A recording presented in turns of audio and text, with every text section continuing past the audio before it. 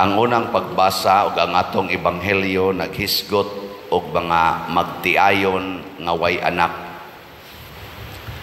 Unya sa sige nilang padayon sa ilang panagtiayon nga nagsunod sa kabubuton sa Ginoo og nagtinarong isip magtiayon, gitagaan silag mga anak. Kining ilang mga anak pulos gyud dunay sana kalambigitan sa kaluwasan sa katawhan sa Israel o katawhan sa tibuok kalibutan, nahimong mga agianan sa kaluwasan. Si Samson, ang anak adtong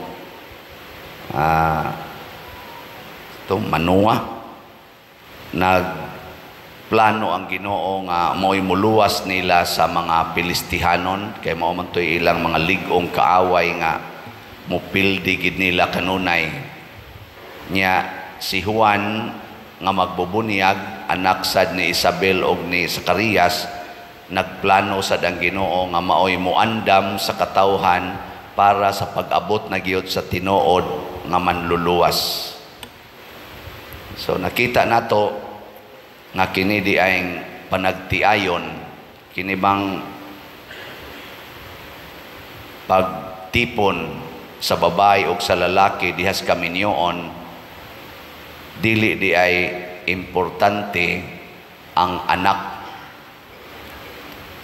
Ang anak ba dili importante? Namagoy uban maghilak-hilak kay wa pagid sila'y anak. Hangtod na lang noon, mutisting na lang mi usahay. Hasol kay sige, ampo mi pabrir, ampo mi pader. May kay ingnon, testingan na to, be. Naapagyoy bati kayo nga prinsipyo sa mga manag-uyab. Magmabdos o sa ta, magmabdos o sa ko, una pa ta magminyo. Kay haron siguro gyud nga ini kaminyo nato naagitay anak. Murabag ang sentro ba sa kaminyoon ang anak. Lahi ang kaminyoon, lahi sad nang pagpanganak. Okay, lingay mong tupad ing na pagminyo ninyo, wa pa mo adtoy tinukhangay. Muna karon, dili na kayo oso nga inigminyo, wala pa maghilabtanay ang lalaki o babae. Ang kasagaran karon, inigminyo, human na, tinukhangay na, to the max. So, imbis himuong agianan ang kaminyoon sa planos kaluwasan, nahimo na noon ang kaminyoon nga tubag sa sala. Nahimo pagsugod palang daan ba? Naana ang sala, dili kaluwasan. Muna ka ng mga sakramento, bunyag, konperma, gikinahanglan kay nas kaminyoon o kanang kumpisal. Nga naman, aron malimpyo. Ang nakaapan lang kay ang mentality sas na nagminyo, wa mo igo sa planos Ginoo nganong gibunyagan ta, nganong ni konfirma, nganong nangumpisal. Unsa may tumong aning tulo nga gi-require manis kaminyoon. Unsa may tumong aron siguro gyud nga wa tay sala og nakasabot ta nga ang Ginoo gid ay maisundon. Ang Ginoo gisundon badili kita. So hunungan na ng mentality nga magminyo ko aron asa na kinahanglan gyud nga sa kaminyoon naagi anak. Ang nindot magminyo ko kay kabubuton is Ginoo. Nya unsa may timailhan nga kabubuton sa Ginoo, naa kay lalaki, naa kay babae naghihigugma, naghigugma ay mong duha. Ayaw sa nang panganak, naghigugma ay mo. Lahi man ang gugma sa babae o sa lalaki, lahi sa nang gugma sa pagpanganak. Ano wa mo kasabot? Unsa man ang gugma sa lalaki o sa babae nga gustong magminyo? Nga sa kasakit o sa kalipay, sa kahamugaway o sa kapitos, sa sakit o sa maayong panglawas, andam kang mupuyo, kuyog anang maong tao, hangtod ka mamatay. Kana mo na tinuod. Naiuban karon mo ingon pag yun ang mga ginikanan, sus, og di pa lang tungod sa mga bata gibiyaan ko ng panuwing dako Ana, ipasangil sa mga bata. Saon man, na may anak. Minyo na lang kay na may anak. Sayop gida kay siya. Mao na nga kung mamabdos ka kay nasipyat mong mga manag-uyab, namabdos ka, dili sad na rason nga magminyo ta kay mabdos na. Lain na sad na siya nga sayop. Ang gipasangil nimo nganong nagminyo kay mabdos. Ang mga buangon mo. Unya day wa mamabdos, sige lang yung tinukhangay, way minyo ay. Sige lang yung pakasa, way minyo ay. Namabdos man, ala, minyo ta. Di gyapon, kung ako'y inyong pangutanon na moingon yung ko, pakatawhasan ang bata. Kay murag na pressure mo karon. Niya, ighumag kataos bata. Wa gyapon mo'y hinikapay, wa na mo'y tinukhangay. Pahumna usag mga usa ka tuig gikas pagpanganak sa bata niya human mamalandong mo kung andam ba gyud mong magminyo sa usag-usa, andam ba mong mag-inunungay hangtod sa kamatayon. Ayaw ipasangil ang bata kay kanang bata mamatay ra mo na anytime. Ni human ninyo kasal kay naay bata, ni ang bata ninyo naligsa sa balhabal. Magbuwag na sad mo kay wa na may bata. Mga buangon mo. Unya aron pag-ingon sa babae nga namabdos ko, pila ka buwan, 3 ka buwan, minyo dayon mo.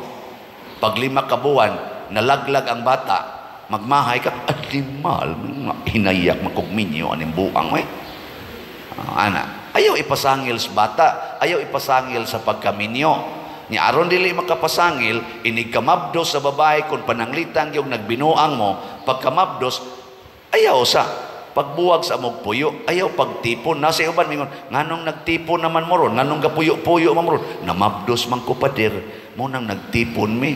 Nganong nagtipon mo, ugwa day ka mamabdos, di saan mo magtipon sa dili. Nya pagkamabdos, nganong nagtipon man mo, mabdos naman ko, rason day na. Nga pwede ra magimugdi magtipon. Ni samot na nung inyong sala. Nakasa naman gani mo, kay namabdos, nagtipo na ginoon. Mao na pa dir, puslan mang naligo, mang lugod na lang. Tiwasan din mo ang sala.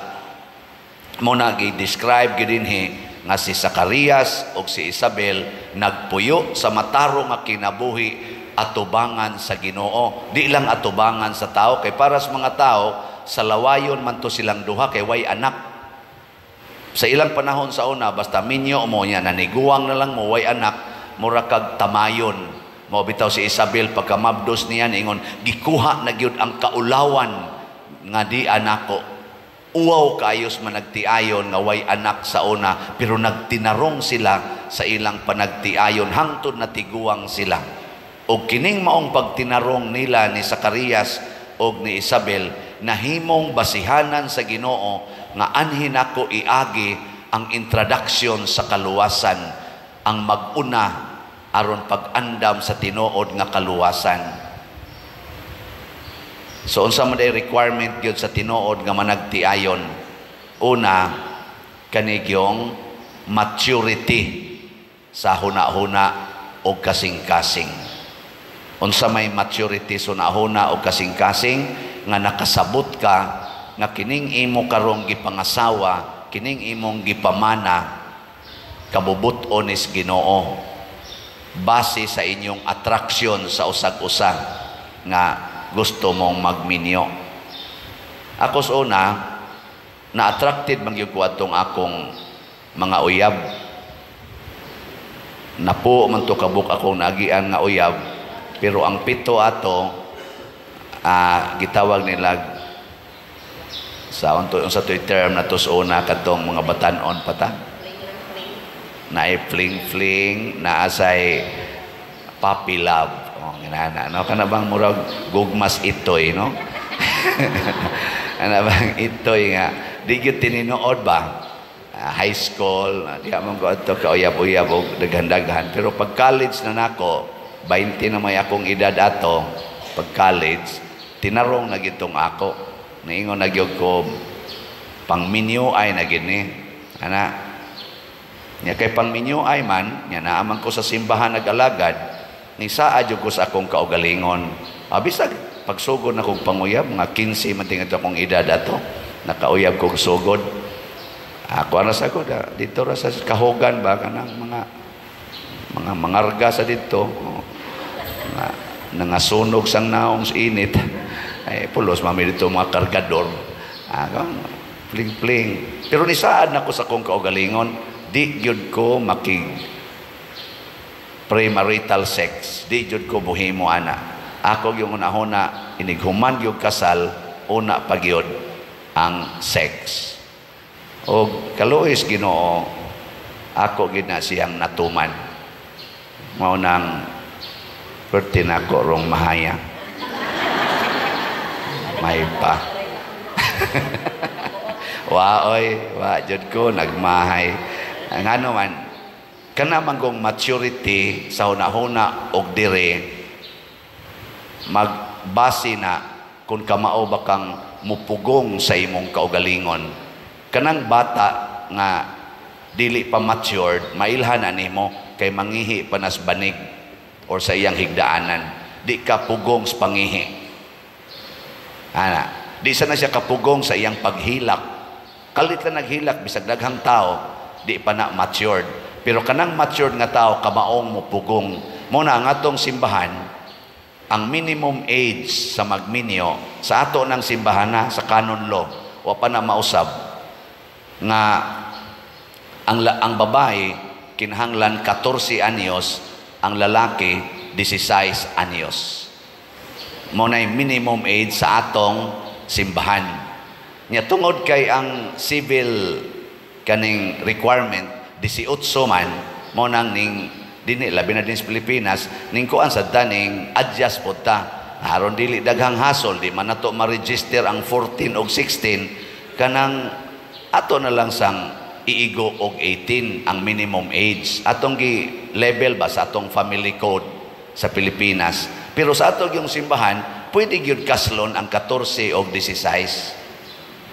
14 ang babae, 16 ang lalaki. Nay nangutanan nako, ikaw pa der, mukasal ka.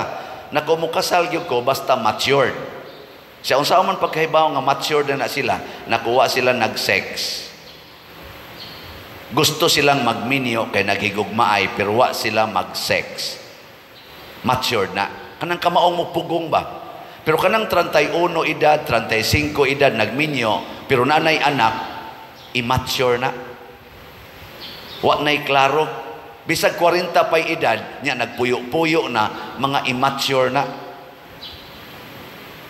Namiligro ng ilang kaminyoon. Hilinga imong tupad. Ing na mature ka o immature. Ing na pangutan na.